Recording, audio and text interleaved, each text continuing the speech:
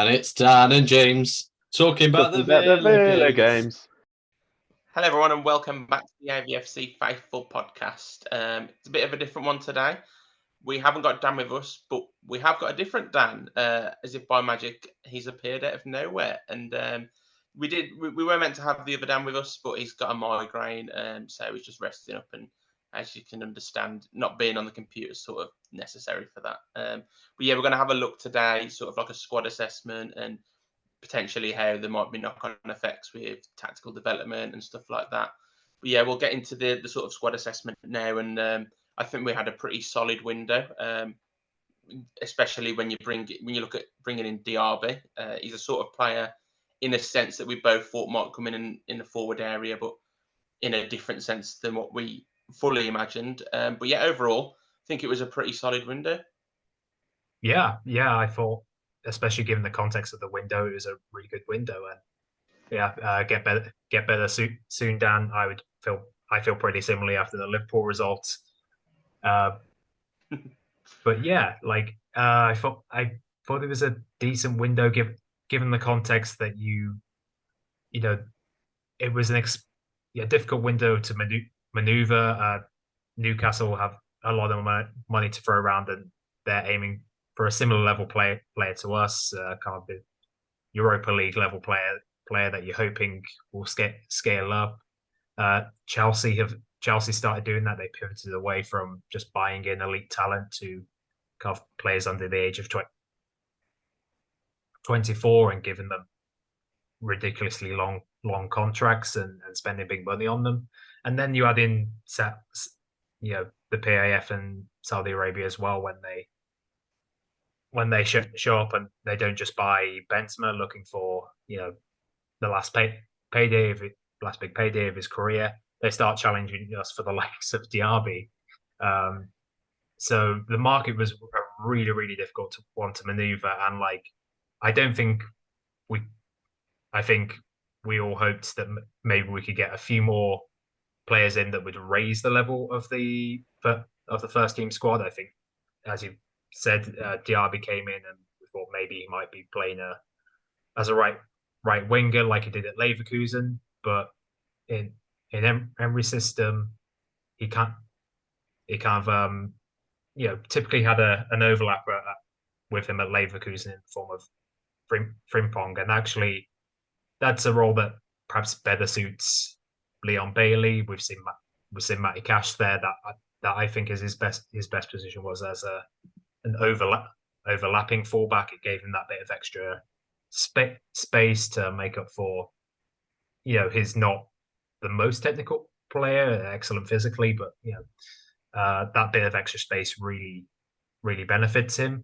And Diaby just excels in this kind of right half space. He's got the pace along with Watkins to force a back line, into their own 6-yard box and create a bunch of space in behind for the likes of McGinn, Ramsey when he comes back, and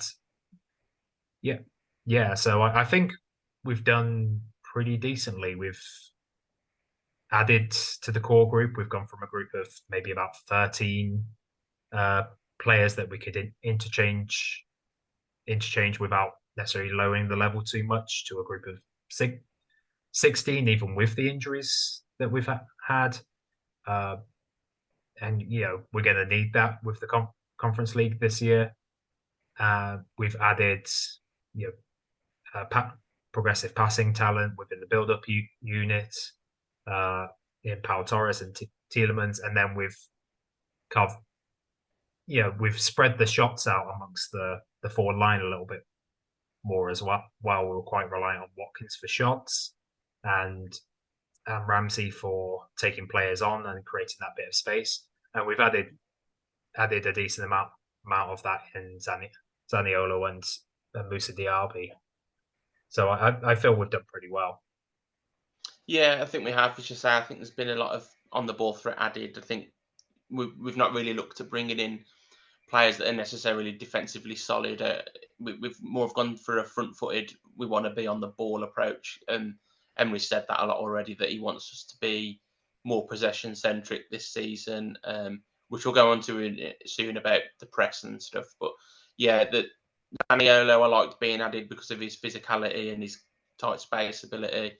DRB, as you said, I wasn't quite sure when he first came in whether he'd be right wing or sort of central, and he's feeding off an overlapper again like he was at Leverkusen, as you say, and that's why I thought maybe we'd see Philogene stick around, because that sort of right-footed right winger that can get to the byline and produce a cutback, which is a really common output for us. So I thought he might do, but obviously, as you say, Cash has been being used in that sort of right mid, right wing back role now, and I agree, it suits him more because he's not really a deep build-up player. I don't think he's got the coolness and composure on the ball when under that sort of pressure to play forwards. He tends to turn back, and I think that's something that I will have to give praise to Conte for, actually, because I've been asking to see more from him playing forwards after last season, and we've seen that quite a lot more already, whether that's carrying the ball up or passing it through the lines, and been really impressed with that. I think he does still sometimes, only in the big games really, looks like he's missing Mings since that injury, and that's been interesting since obviously Mings' injury. We've looked to cover that with a loan, and even that's been more of we're not covering the Mings profile, we're just covering his spot, because Longley is more of a Pau Torres profile. So we're clearly looking for that approach where we want to be on the ball. So how we go about rectifying the big game approach, where if you want to be on the ball and you want to sit high, you've got to press a lot more, because as you saw yesterday, obviously we were giving Trent Alexander-Arnold all the time in the world to pick out the likes of Nunes, Salah, Diaz, and when you've got powerful runners like that, just like Newcastle had, it does show you up quite often. And I think there will have to be either a tinkering with the line height or the press engagement height. We will see that eventually. I keep saying that we will find the formula. It's how you account for the weaknesses of Torres, but who's really, really good on the ball, but he's not that sort of recovery pace of Mings, and he's not the aerial controller like Mings is either. So yeah, I think we did good business. I thought we might do a couple more things maybe, but I think overall it was, as you say, solid additions to the squad that sort of raised the floor and maybe raised the ceiling in the case of Diaby. It is a process. We'll have to keep adding to the core of the group over a couple of windows, 2 or 3, and how we evolve tactically as it is. So yeah, I think there will be a few tweaks soon, especially with injuries that happen all the time. I think the international breaks come at a good time as well for us for once. So yeah, it was an interesting summer window, to say the least. Yeah, I remember when we were under Gerrard, and every international break was good for us. So, yeah. But this one has genuinely come at a good time. Yeah, I think Unai got the balance wrong at Liverpool and at Newcastle. We weren't putting enough pressure on the ball, and you've got McGinn in there, but if you're playing both Bailey and Diaby, I know Bailey didn't start against Liverpool, but discontinued when it was on. Then you're gonna struggle to put the amount of pressure on the ball that you need to maintain the height of the line that we wanted to keep. So that's one of the things I think. That's one of the major things I think will be tinkered with. I think we've gained a lot of value in the market by aiming for players who have a lot of on-ball upside, and we're kind of relying on Emery's coaching as a pretty well-renowned defensive coach to somewhat mitigate the off-ball side, and yeah, and that makes sense. The bottom 8 this year aren't as strong. We finish in 7th. We're gonna see more teams in the league set off against us, and then we've got the Conference League where, just because the league we're the firm favourites, and that's where we've managed to find a bit of value in the market. And in the end, we've brought in free. We brought in 3 for decent sized transfer fees, and and you can't brought up Philogene there, and it's just the case for clubs of our size that you have to either sell players or grow your commercial revenue, and the latter takes time. We're building a new stand. You build a new stand. You want to build an international following, but those things take time, and until then, I think you're either looking at the old Leicester model of selling a major player every summer, or you're looking at selling off your academy talent, and Villa want to be successful now. They don't want to wait for 2-3 years like Brighton have done. They want success now. So the answer is selling off your academy talent. Even if the reporting is anything to go by, I think Unai Emery wanted to keep Philogene around, but he wanted the minutes.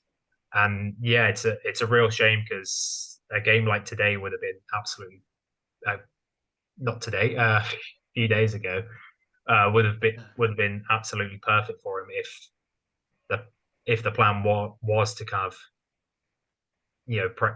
press high and squeeze Liverpool. Then he would have been pretty ideal to help that. I remember when we played them at Anfield last year, and McGinn was in the second striker position, and what that kind of enabled us to do was that McGinn could kind of sit on Trent when he inverted and really stop him from playing. But we have a bit of a injury crisis on the left, and if he moves to Trent from the left, he just leaves that entire flank open. So, in part due to injuries, in part I think due to a bit of tactical. I struggle to call Unai Emery naive, because he's been around the block and knows much more about this than I do. But it did seem a bit naive playing that higher line without pressing. In future for those sorts of games, if we can't press, what I could see from him potentially is actually doing something like a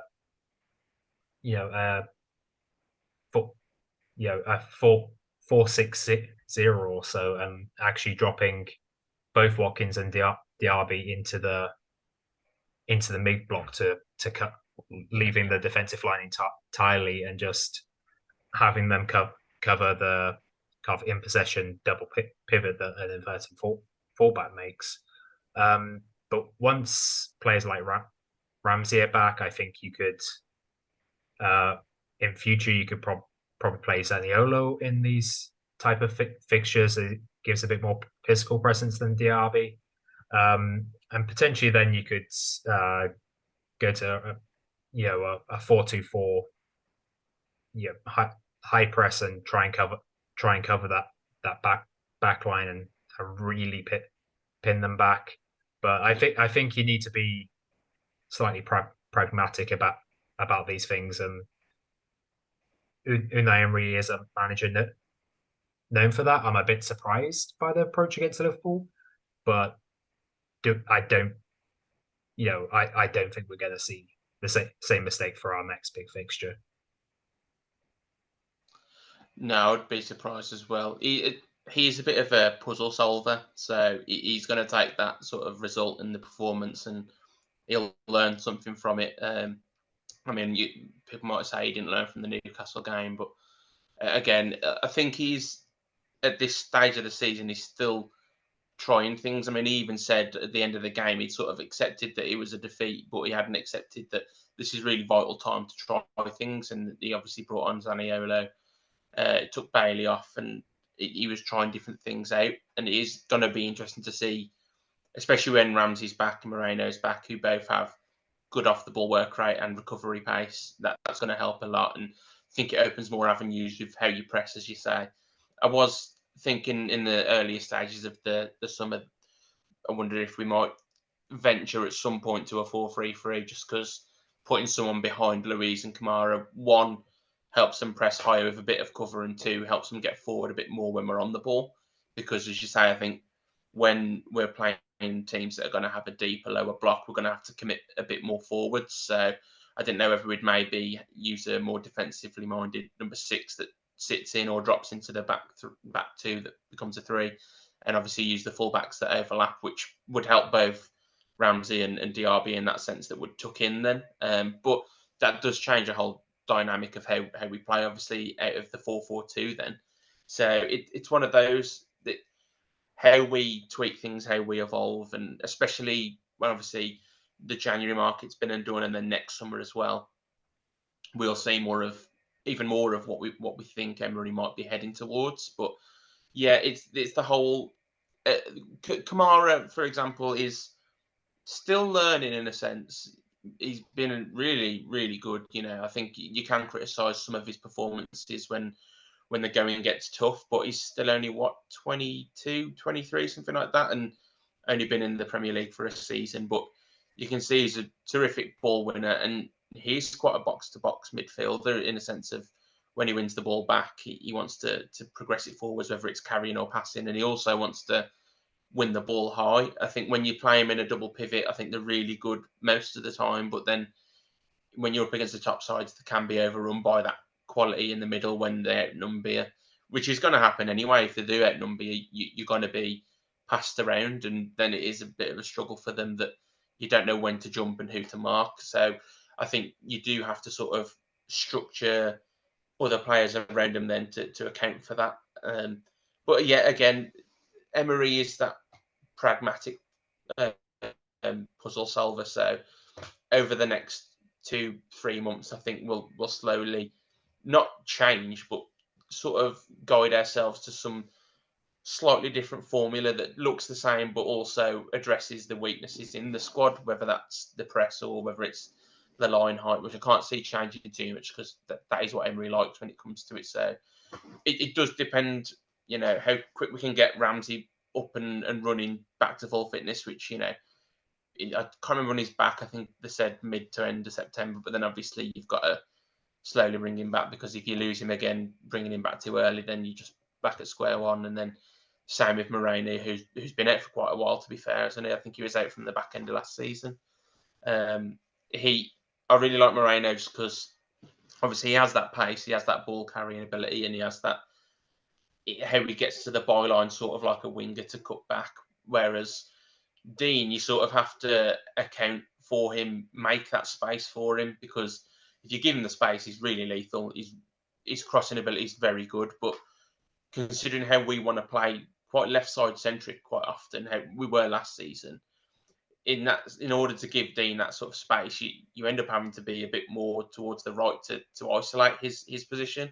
So yeah, that it's sort of everything's affected our dynamic at times. Obviously with the Mings injury, Buendia and Moreno, Ramsey, it's frustrating, but every club has to deal with it, and it's how you deal with it that matters. So I do think sometimes the Conference League games will come at a good time to try things, not completely change, but we have that quality that we should be able to change one or two things and still get the job done. Obviously, you have to be careful with the away games because those kind of atmospheres you can slip up in and stuff like that. So yeah, I do wonder where we'll venture to when it comes to the end of the season, and who's going to be that solid starting 11 that you see regularly. Because I think everyone says we are quite flexible, which we are, but you do tend to see that it is going to be a solid nine-ish players that play regularly, and then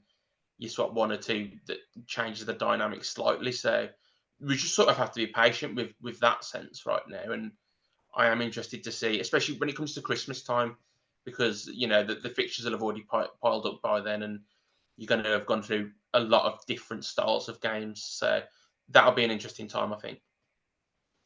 Yeah, exactly.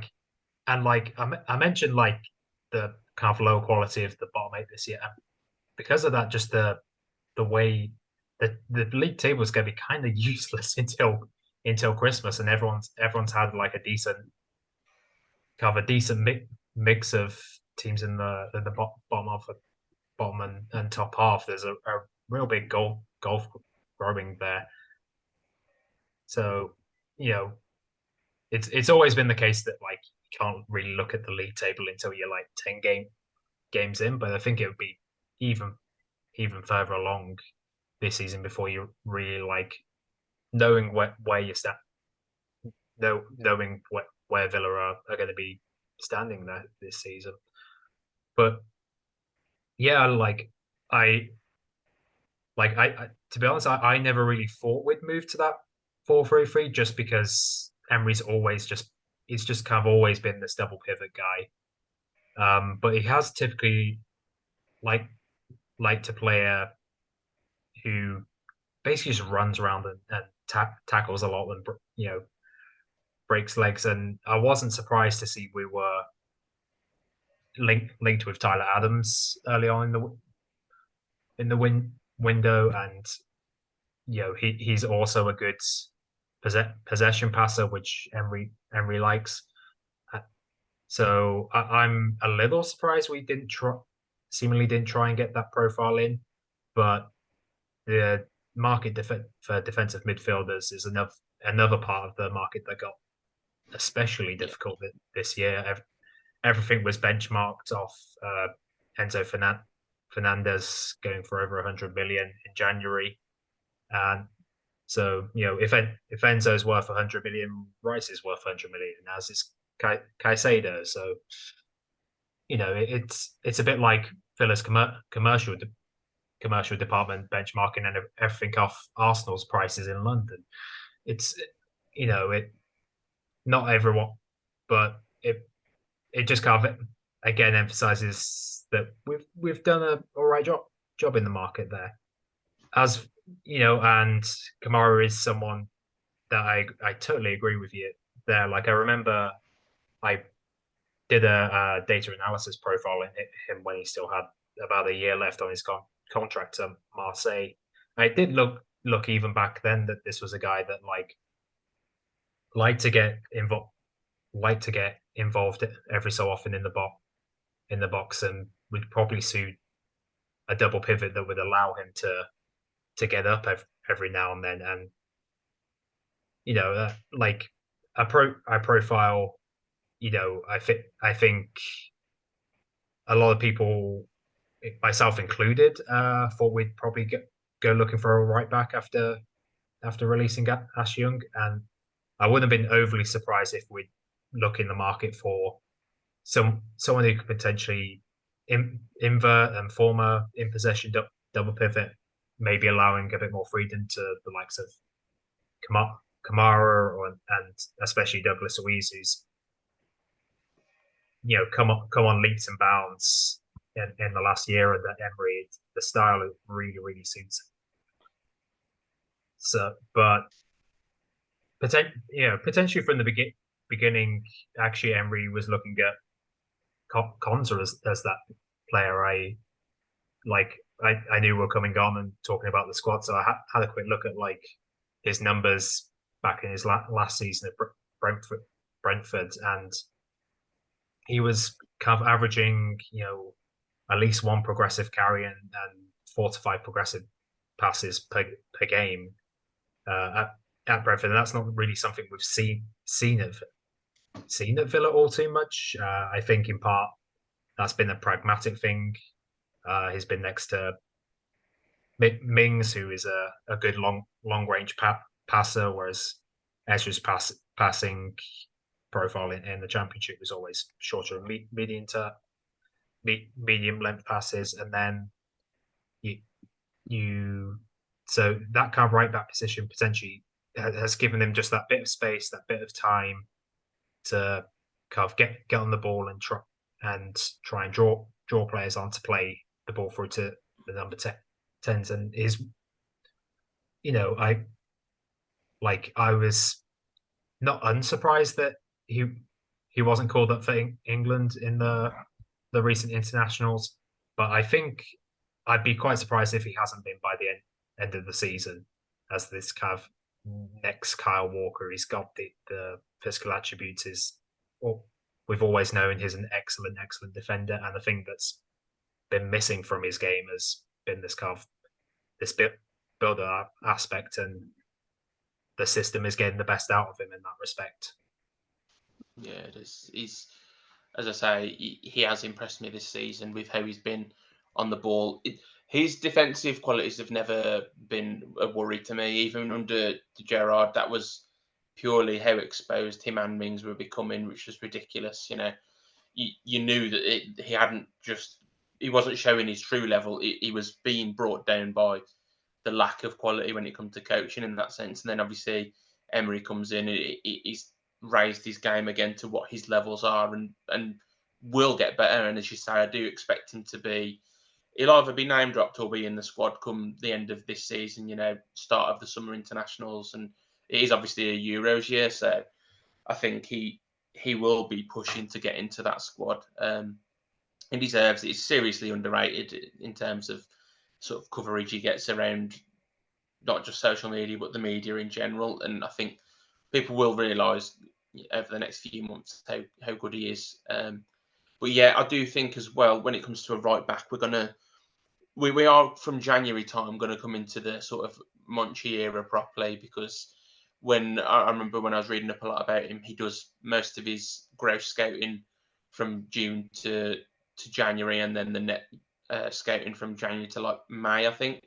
And then they do try and do business early after that. He sort of does all of his scouting for those 9-10 months. And then, yeah, they sort of have the perfect profiles from what they've been looking for. So I think what the sort of approach we've took this summer didn't surprise me in the sense of, most of them have got that Monchi link.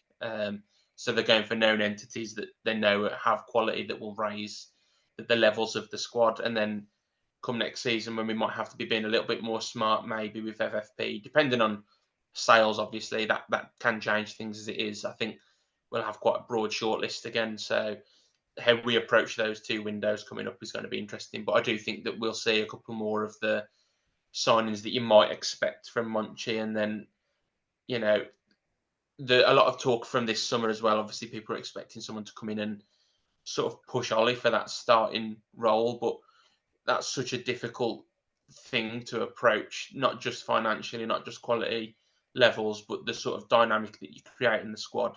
Because, we are still only I'll do it in thing is we're only Conference League. I think when you get up to the upper echelons of European football, you sort of have that level where players are willing to come to you and they can be playing either the Champions League games or Premier League games and fighting that spot. But Watkins isn't sort of that person that thrives off the competition as much. He said that himself, obviously. When Ings was there, he didn't feel like the main man and he did struggle for form. And then Ings goes and he scores however many it was in a row, games-wise. So that's another thing I think people do forget is you have to, one, look for the right style, the right quality, and also the right person, and not upsetting the dynamic of the squad too much, because that is so important. Because if we are sort of this still slightly bigger, tight-knit squad, it needs to be, everyone's on the same page and knows where they stand in the squad in that sense. So it's such a hard thing to approach when you're looking for a forward like that, especially because, you see the likes of Højlund going for God knows how much that's not proven. And if you want that right quality in your squad, it's gonna cost you, and then there's the knock-on effect for how you recruit through the rest of your squad. So I almost feel like that's been the benefit of bringing Zaniolo in a sense, because he can play a little bit deeper, a little bit wider, or he can play up top because of how he can also get in behind or drop, and he can work in the tight areas. So that's been a big thing for me, is the sort of flexibility that we can have covers a couple of roles that we thought we might be short in. Whether injuries affects that is obviously, you have to take that on the chin when you take that sort of approach. But as you say, the market's so hard to navigate that you sort of have to be really creative with how you do.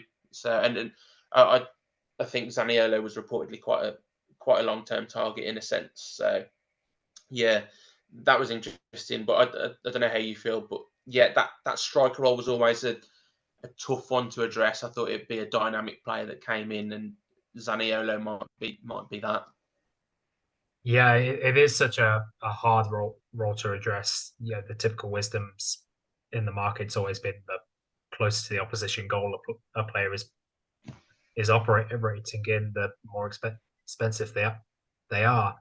And I agree quite a bit that, like, I think the position we're in, we're going to have to be smart and agile in the market. I think we've had the core of this team,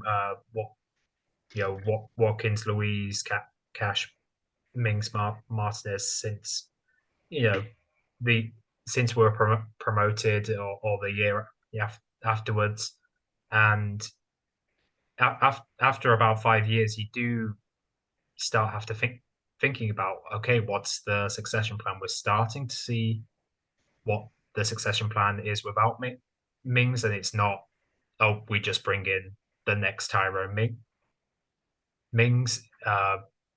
We've kind of gone for Pau Torres. I wouldn't be overly surprised if we kind of looked at another right centre back in the near future to complement him. And I think the same will go for Watkins, because outside of the kind of Sky, what I'll call the Sky Seven, and I include Newcastle in that now.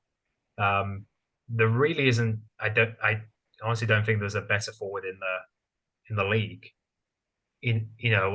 Before, when it was the Big Six, you could have said Isak going to Newcastle was, that maybe that level above Raul Jimenez before his big injury. But like Watkins, even when he's not scoring, and I think that's the criticism that he always gets, is that not clinical enough, which is not something I've ever agreed with. He's always been a kind of a consistent one goal in 3 games type of striker, with the occasional dry spell. But we saw last season he also has an informed spell as well. And even when he's not giving you those goals, he's giving you the link up play. He leads the press so well. He can kind of drift out wide. His pace creates space for others. His hold up play, which was something early on he was criticized for, has really improved quite a bit, especially with having another forward closer to him. So I think the kind of theme of next summer will be thinking about succession planning in general. And Watkins, unfortunately, as we've kind of said about FFP, it incentivizes you clubs of our size to sell. And Watkins is one of those that I think larger clubs will look at and know we can get something out of this guy. So, I mean, your options are, as I can get, you can bring someone who's going to start out on the left wing, a kind of Ferran Torres, Marcus Rashford type, and slowly bring them in a similar progression to how Watkins underwent himself. You've brought in Zaniolo, who's a different profile, kind of more of a 10, a second striker that does a lot of the hold up play.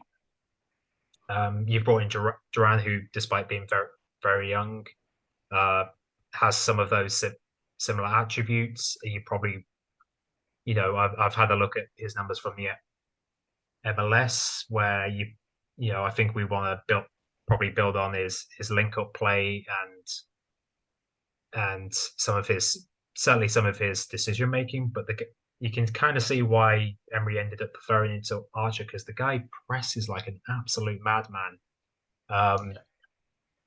But that's different from what Watkins does, where he leads the line with the press, and that's the difference between a 19-year-old prospect and your next Ollie Watkins. Whether Duran kind of develops this over the next year with more minutes, we'll have to wait and see. But it's certainly really, really promising. And come the summer, we're going to have a much better idea of what Cameron Archer's level is. We've still got that buyback clause. My kind of slightly unsubstantiated hunch is that Jacob Ramsey actually has a lot of the technical attributes that I look for in the forwards. He can produce shots and find space. He's a good ball carrier and possession passer. He can link up. He's got those off-ball qualities as well as the physical side in terms of his pace. And if you could, work on that physical side of back to goal and hold up play, could potentially be an option in that centre forward position. Dan Juma was using that role for Emery at Villarreal, who's not someone who a traditional striker. He's more of a winger. So Emery's kind of open to those non-traditional roles, taking up what you'd consider to be a number 9. So it's going to be quite interesting to see where we develop in that aspect over the next year, and how that then affects us in the transfer market going forward. Yeah, definitely. I do like that sort of analysis of JJ. He was someone that I thought we might see in the second striker role a bit last season, but I think it didn't. I think we found that sort of.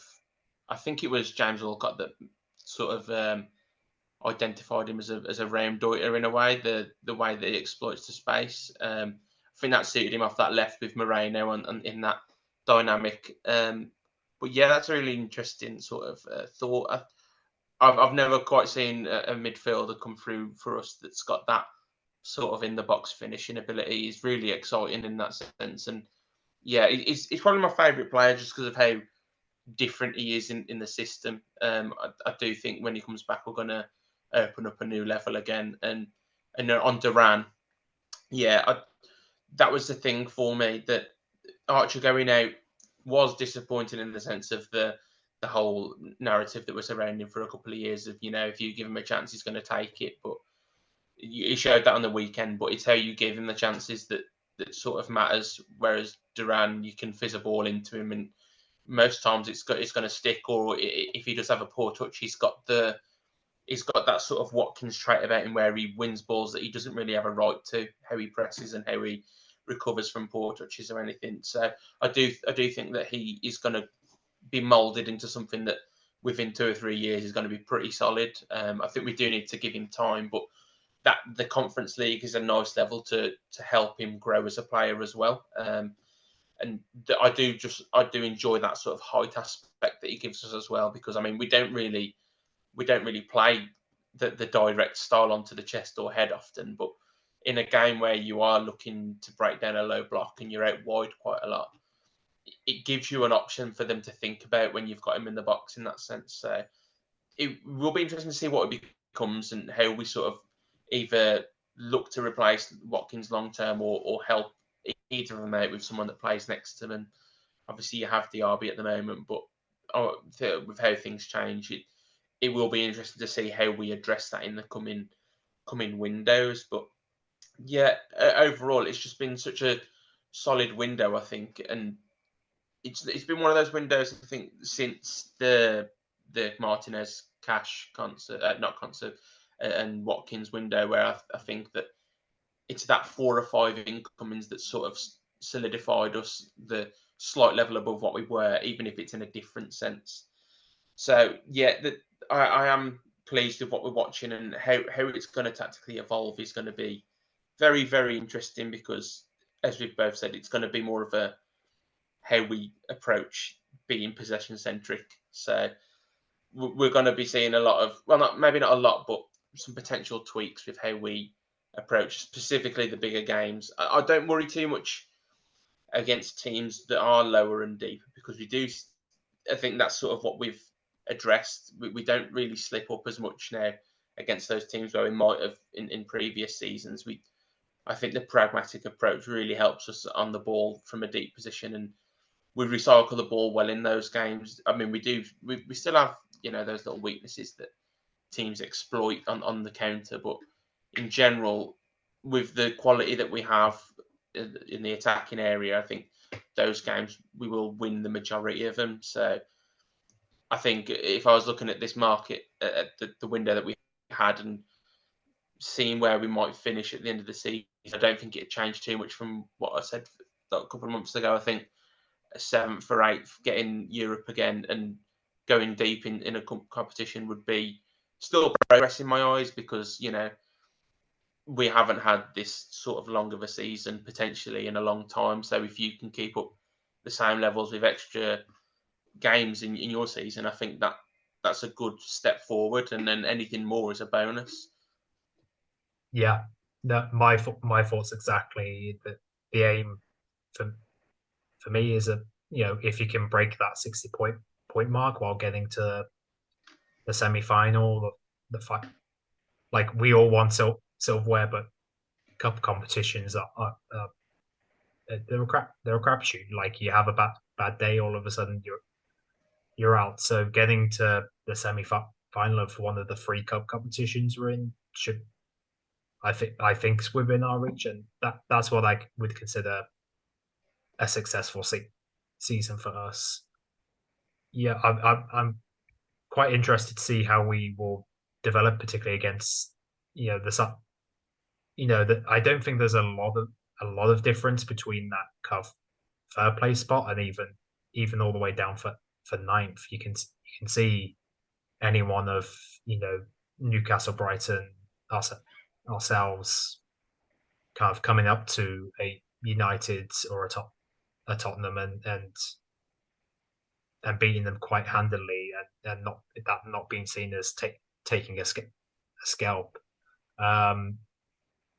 And like it may sound a bit premature to be putting us alongside teams of that quality, but I think that's slightly more reflective of where those teams have been in terms of their management and decision making over the last few years. That teams like Villa, Brighton, and Newcastle have that chance. And the question is now whether we can use that to our advantage, whether we can monopolize some of those European positions for the next few years and start closing that commercial revenue gap.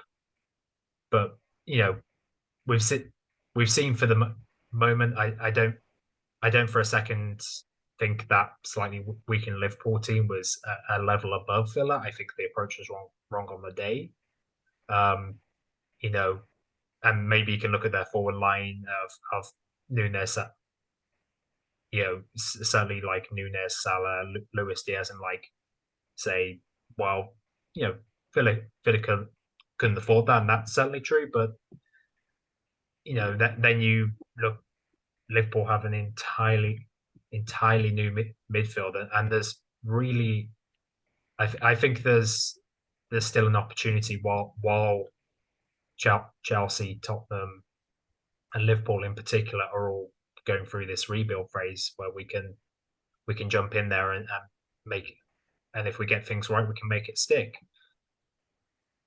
But for the moment, in terms of tactically, we can't be as naive as we were against Newcastle and Liverpool, and I don't think we will be. I think we might see a bit more directness than we've seen from Emery. Certainly when he's been certainly while he's been at Villa. I think as Zaniolo gets up to speed, he adds that option to go a bit more direct over the press.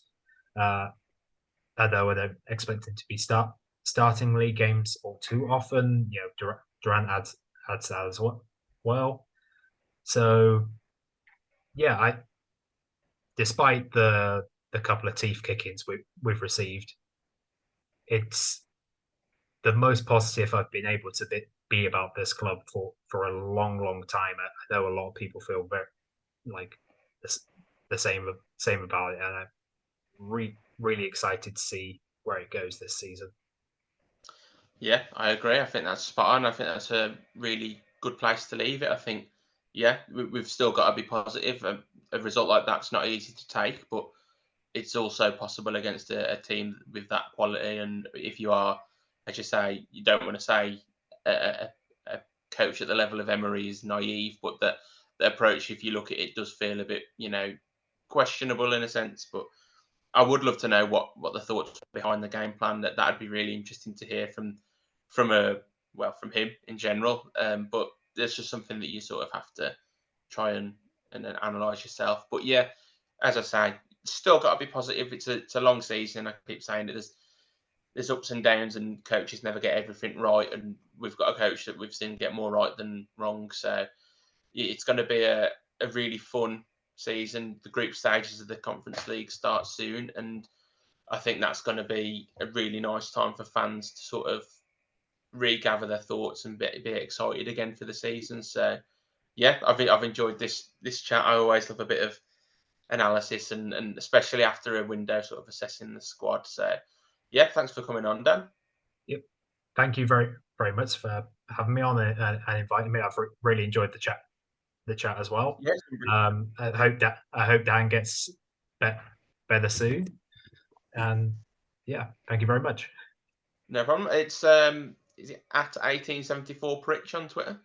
Yep, it's at 1874 Pritch on Twitter. That's where you'll see. I'll be promoting most of the articles that I do write, any analysis that I do. I also have a Substack that will be launching in the next couple of months or so, called W Methodology. So if you check that out, that'd be fantastic. And I can't give away too much of what I'm working on, but there is a little piece on Villa's women's side that has been in the works for a little while. So yeah, if people are interested in that, check me out. Yeah, I recommend it. I always enjoy reading your threads on things, especially around the Villa squad. So yeah, make sure you follow. And yeah, thanks for watching. And until next time, up the Villa. Up the Villa.